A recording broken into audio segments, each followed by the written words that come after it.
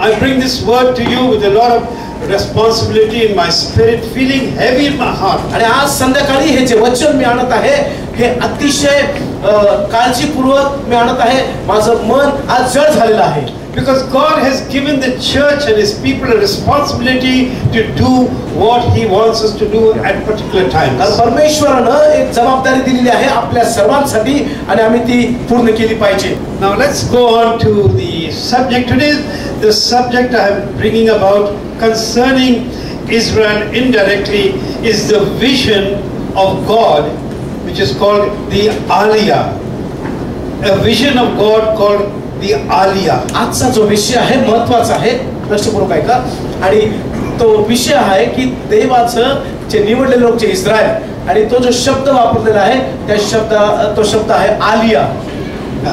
Word Aliyah is in English, Hebrew, Marathi, Hindi. In every language it is the same word. आणि Hebrew भाषेमध्ये, मराठी भाषेमध्ये किंवा English भाषेमध्ये आलिया ह्या शब्दाचा अर्थ तोच होतो, एकच होतो. Now I'll just run through this whole opening in the beginning. We are talking about visions. आज संध्याकाळी आपण दृष्टांत या गोष्टीवर बोलणार आहोत. And we know the famous verse that every Pentecostal in particular refers to in Proverbs chapter 29 and verse 18, where there is no vision, the people perish. आणि प्रत्येक पेंटिकॉस्टल पाळत जो आहे तो नीतिसूत्रे 19 आणि ते वचन नेहमी सांगत असतो की जेथे दृष्टांत नाही तेथे लोकांचा नाश होतो. And we grow on this in our practice as a Christians to encourage one another to have visions according to the word of God. आणि देवाच्या वचनानुसार आम्ही नेहमी एकमेकांना उत्तेजन देतो आणि म्हणतो आपल्याला दृष्टांत हवा, आपल्याला दृष्टांत हवा. But today we are going to move ahead. पण आज संध्याकाळी थोडं पुढे जाणार आपण आहोत. And I'm going to start with one question.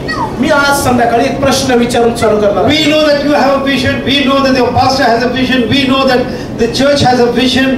आम्हाला माहित आहे तुमच्याकडे दृष्टांत आहे, मंडळीकडे दृष्टांत आहे, बालकांकडे दृष्टांत आहे. But does God have a vision? पण देवाकडे दृष्टांत आहे का? Now I see everybody is silent. आता मी पाहतोय सगळे शांत झालेले आहेत. If I say yes and it's wrong, तुम्हाला असं वाटेल होय म्हटलं आणि जर चुकीचं झालं तर? And if I say no, then again I may be wrong. आणि जर मी नाही म्हटलो आणि चुकीचं असेल तर पुन्हा ते चूक ठरेल. But let me tell you, in my understanding, God is the greatest visionary in all of existence. पण मला तुम्हाला सांगू द्या आज रात्री प्रत्येक जगातल्या लोकांपेक्षा सर्वात मोठा दृष्टांतकार असेल तर तो देव आहे. And what is God's vision? आणि मग देवाचा दृष्टांत काय आहे? Concerning all of us. तुमच्या सगळ्यांबद्दल आज रात्री देवाचा दृष्टांत काय आहे? God's vision is the kingdom of God here on earth to be established through His Son, the Lord Jesus Christ. देवाचा दृष्टांत काय आहे तर त्याचं स्वर्गातलं राज्य जे त्याचं राज्य जे आहे ते पृथ्वीवरती प्रस्थापित व्हावं आणि ते येशूच्या नावात व्हावं. At the end of the session, I'm going to give at least 5-10 minutes for discussion. So if you have got any questions, please write it down. Ask me at the end. आणि आजचा संदेश संपल्यानंतर मी 5-10 मिनिटं तुम्हाला देईन. जर तुम्हाला काही प्रश्न असेल त्या आजच्या संपूर्ण संदेशाबद्दल तर तुम्ही तो लिहून ठेवा, मला विचारा, मी त्याचं उत्तर देईन.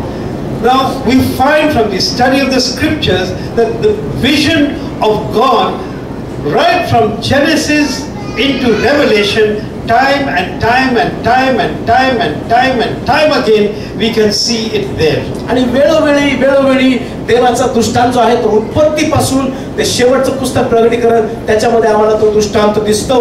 So we'll start with some of these references. आणि म्हणून आम्ही काय करू आता देवाच्या वचनाकडे वळूया आणि ते वचन वाचूया. The vision, the first mention of the vision in fact is in Genesis chapter 15. आणि देवाचा दृष्टांत जो आहे तो उत्पत्ती 15व्या अध्यायामध्ये लिहिलेला आहे.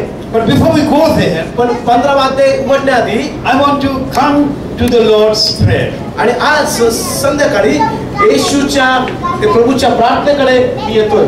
Now, is there anybody here who does not know the Lord's Prayer, in whatever be the language, whether in Marathi or Telugu or Tamil or Hindi or English, is there anybody here who does not know the Lord's Prayer? Please put up your hands. इथे कोण असा व्यक्ती आहे की ज्याला प्रभूची प्रार्थना माहित नाही? मराठी असेल, हिंदी असेल, पण तुम्हाला प्रभूची प्रार्थना माहित नाही असं कोणी आहे का इथे? आहे का? नाही, म्हणजे आहे. Praise God. सगळ्यांना माहित आहे. So we see when the disciples came to Jesus and said, teach us to pray.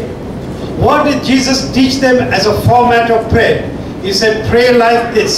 आणि ज्यावेळेला शिष्य येशूकडे आले आणि ते म्हटले, प्रभू आम्हाला प्रार्थना करायला शिकव, तेव्हा प्रभूंनी त्यांना प्रार्थना करायला शिकवली. And what is this? काय प्रार्थना होती ती? Our Father who art in heaven, हे आमच्या स्वर्गीय बापा, hallowed be thy name. तुम्ही सांगा. Thy kingdom come. Can you just stop there? ऐ हमारे बाप तू जो आसमान में है, तेरा नाम पाक माना जाए, तेरी बादशाहत आए. तुझे राज्य येओ. Yes, तुझे sorry, I speak little Urdu, less Hindi. तेरा राज्य, तुझे राज्य येओ. Your thy kingdom come. तुझे राज्य येओ on earth. या पृथ्वीवरती तुझे राज्य येओ. And something else also he said, as it is in heaven. आणि मग तिथे असं लिहिलं आहे की जसे स्वर्गात तसे. Yes. God has a kingdom up in heaven.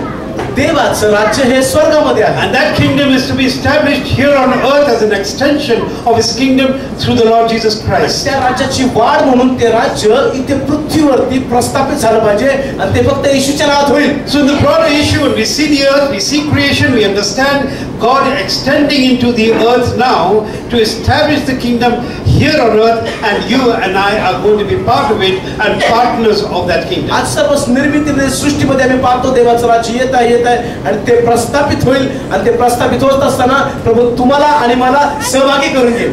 So let's, before we go anywhere else, I want us first to turn to the book of Leviticus. पुढे जाण्याआधी लेवियाच्या पुस्तकाकडे जाऊयात. And chapter 25. आणि 25वा अध्याय काढूया. बरेच प्रश्न अंकल काढतील कदाचित, तुम्ही तयार राहा. Now Leviticus is the book where after the children of Israel have come out of Egypt. लेवीय हे असं पुस्तक आहे की इस्रायल लोक हे मिस्र देशातून बाहेर आले होते. In the book of Exodus he gives the laws and the tabernacle. आणि निर्गमन पुस्तकामध्ये परमेश्वर त्यांना नियम देतो. And in the book of Leviticus the promises start, and there various feasts are given in right up to chapter 23-24.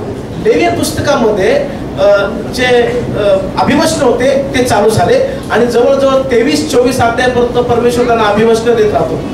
And there God is telling the children of Israel, now there is a land I have promised to you. आणि मग तिथे प्रभू त्यांना म्हणतो की एक भूमी मी तुम्हाला एक वचन दिलेलं आहे त्या भूमीबद्दल. I have brought you out of Egypt, but I'm going to place you in a land that does not belong to you, and that land is what you and I call today the promised land. आणि परमेश्वर त्यांना काय म्हणतो की मी तुम्हाला अशा देशातून बाहेर काढलेला आहे आणि मी तुम्हाला अशा देशात घेऊन जाईल आणि तो देश जो आहे तो म्हणजे आता तुम्ही आणि मी त्या देशाला काय म्हणतो? Israel. Yes, that land is Israel. And he said that land will be yours forever, from generation to generation, forever. आणि मग पिढ्यान प्रभू त्या लोकांना म्हणतो की ती भूमी तुमची आणि तुमचीच असणार आहे. But there's something I started with. What is God's vision? His vision is the kingdom, his kingdom to be established here on earth through the Lord Jesus Christ. पण मी काय सांगितलं तुम्हाला की देवाचा दृष्टांत काय मोठा तो हा आहे की देवाचं राज्य जे आकाशात आहे स्वर्गात आहे ते पृथ्वीवरती येशूच्या नावामध्ये प्रस्थापित व्हावं. Because it's a great plan that God had already made. He has made the plan to establish his kingdom here on earth, and we are going to go into that. आणि लक्ष द्या, देवाने एक योजना आखलेली आहे तीही की त्याचं राज्य पृथ्वीवरती प्रस्थापित व्हावं आणि आता मी ते तुम्हाला शिकवणार आहे. So in the book of Leviticus, when we come to chapter 25, the Lord through Moses starts giving certain very important instructions. आणि परमेश्वर ह्या लेवीय पुस्तकामध्ये मोशेकडून त्या लोकांना खूप महत्त्वाच्या सूचना देत आहे. लक्ष करून ऐका. About the land, त्या भूमीबद्दल. and in verse 25 the Lord says something that must have shocked the children of Israel. आणि 25वे जे वचन आहे ते वचन ऐकल्यानंतर इस्रायल लोकांना कदाचित एक धक्का बसला असेल. And those who have not brought your Bible, you can look at the screen there, and the verse says, "The land shall not be sold forever. The land is mine." आणि देवाचं वचन 23 मी मराठीमध्ये वाचतो. आणि भूमी कायमची जाईल अशी विकू नये, कारण भूमी माझी आहे, कारण तुम्ही माझ्याजवळ परके आणि उपरी असे आहात. What is God saying? I'm giving you the land, but that land is mine. परमेश्वर काय म्हणतो की मी तुम्हाला भूमी देत आहे, पण ती भूमी कोणाची आहे? बोलूया का? माझी आहे. How would you like to have a gift from God in that manner? I give you this car, but that car is mine. अशा प्रकारचे जर गिफ्ट प्रभूने तुम्हाला दिलं आवडेल का? मी तुला कार देतो पण ती कार माझी आहे, असं आवडेल का? But the Lord gave this plan for another reason, the main reason, His kingdom to be established here on earth. पण देवाने या कारणासाठी ती भूमी दिली. त्याचं कारण हे आहे की देवाचं स्वर्गातलं राज्य पृथ्वीवरती प्रस्थापित व्हावं. So now, having put the first foundation stone of this message, now let's move on to the aliyah. मग आता या संदेशाचा पहिला जो धोंडा आहे तो टाकल्यानंतर, तो पाया टाकल्यानंतर आता आपण आलिया ह्या शब्दाकडे जाऊया. Aliyah is the ingathering of the children of Israel into the promised land as on the second occasion. Alia ह्या शब्दाचा अर्थ होतो की त्या लोक मिस्रातून जे लोक मिस्र देशातून बाहेर आले त्यांचं एकत्र मिळणं त्या वचनदत्त भूमीमध्ये म्हणजे Alia. And it is connected to this. See, there are 7 major feasts of Israel. They call this feast of Jehovah, and the 7th is the feast of tabernacles. 7 असे उत्सव देवाने इस्रायलला दिले. ते 7 उत्सव. शेवटचे जे उत्सव जे आहे ते निवास मंडपाचा उत्सव ते होतं. Now in Leviticus chapter 23 and verse 34, you can just read that out. It just says that the 7th feast is the feast of tabernacles, and it will be for 7 days. आणि हे जे 7 उत्सव जे असतील ते 7 दिवसासाठी असतील असं देव त्यांना सांगतो. Today we just don't have time to go into all the 7 days, but just mark in your mind 7 days, the feast of tabernacle, the 7th feast. आज संध्याकाळी मला वेळ नाही त्या सर्व 7 उत्सव शिकवायला, पण तुमच्या वहीमध्ये कुठेतरी नमूद करा की जो 7वा दिवस आहे तो म्हणजे त्या निवास मंडपाचा उत्सव. Now of the 7 feasts, of the various feasts that were given to the children of Israel called the feast of Jehovah, only the feast of tabernacles is repeated a second time as a reference, and that is in the book of Zechariah chapter 14. ऐका, 7 उत्सव जे देण्यात आले होते, पण मी ते त्याच्याकडे जास्त पाहू नका कारण ते फक्त वचने. लक्ष वचनाकडे द्या. 7 जे उत्सव होते त्या उत्सवातला जो शेवटचा उत्सव आहे तो फक्त पवित्र शास्त्रात पुन्हा रिपीट झाला, तो म्हणजे झकर्याच्या पुस्तकात. In the book of Leviticus it is given as a feast. लेवीयाच्या पुस्तकामध्ये त्याला उत्सव म्हणण्यात आलं. But in the book of Zechariah, where it is mentioned the second time, only this feast is mentioned a second time. It is given as a prophecy to come. 7 उत्सवापैकी हा जो एक उत्सव होता तो पुन्हा सांगण्यात आला आणि तो अशा रीतीने सांगण्यात आला की ती भविष्यवाणी होती येणाऱ्या गोष्टीची. In the book of Zechariah chapter 14 it says it is actually a prophecy of the Lord Jesus Christ, the Messiah, establishing the kingdom of God here on earth after saving Israel from almost complete destruction. आणि ती भविष्यवाणी अशी होती की इस्रायलाला सर्व त्रासातून सुटका दिल्यानंतर प्रभू येशू ख्रिस्त पृथ्वीवरती त्याचं राज्य प्रस्थापित करेल अशी भविष्यवाणी जखऱ्यामध्ये देण्यात आली. Now let's move to step 3. तिसरी गोष्ट आपण पाहूया. God's kingdom to come. Everything that God does, and we can see it in nature, Shishime, has got a perfect plan and a perfect calculation. ऐका, आज रात्री प्रत्येक गोष्ट जी परमेश्वर करतो या निर्मितीमध्ये ती त्याच्या अद्भुत योजनेमध्ये करतो.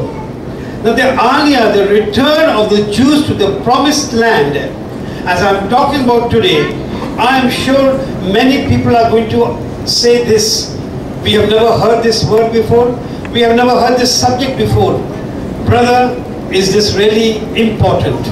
आज रात्री तुम्ही इथे बसलेले जे ऐकणारे आहेत, बरेच जण आपल्या मनामध्ये म्हणत असतील की ब्रदर, आम्ही हे कधी ऐकलं नाही, हे ऐकायची आमची काय अशी आमच्यावरती बळजबरी नाही, आणि आम्ही ऐकावं का, हा विषय ऐकावा का, असा प्रश्न तुमच्या मनामध्ये पडला असेल. पण ऐका. Now don't feel shy. I'm going to ask you a question. How many people here have heard or read about this word Aliyah before? How many? Just put up your hand if you have, and if you have not, don't feel shy. प्रामाणिकपणे न लाजता मला या प्रश्नाचं उत्तर द्या. किती जणांनी आतापर्यंत आलिया हा शब्द ऐकला होता? अच्छा, आतापर्यंत ऐकला नाही. किती जणांनी ऐकलाच नाही हा शब्द? प्रामाणिकपणे ऐकलं. So it's a new subject. Naveen subject विषय आहे. So your next question to me can be, brother, is it really important? Can't you talk to us about some other subject of healing, of blessing, of teaching? Why Aliyah? आणि तुम्ही आज संध्याकाळी म्हणत असाल की brother, दुसरा एखादा विषय तुम्ही का नाही शिकवत?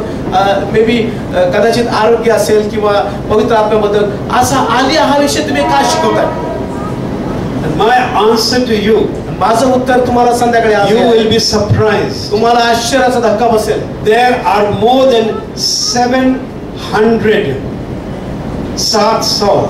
more than 700 references in the Bible about the Aliyah. तुम्हाला आश्चर्याचा धक्का बसेल. पवित्र शास्त्रामध्ये 700 पेक्षा जास्त रेफरन्सेस तुम्हाला सापडतील आलियाबद्दल. Aliyah is a prophetic word for the return of the Jews to Israel. Another word being ingathering. Alia या शब्दाचा अर्थ होतो यहुदी लोक, देवाची निवडलेले लोक पुन्हा एकदा इस्रायलमध्ये परत येतील आणि ते एकत्र मिळतील. त्या शब्दाला म्हणतात काय? मोठ्याने Alia. If there are 700 plus references in the Bible about Aliyah, sir 700 पेक्षा जास्त वचन आलियाबद्दल सांगत आहे. is it important to God? मग आता प्रश्न आहे की देवाला ते महत्त्वाचं आहे का? होय नाही? Is it? होय. It has to be.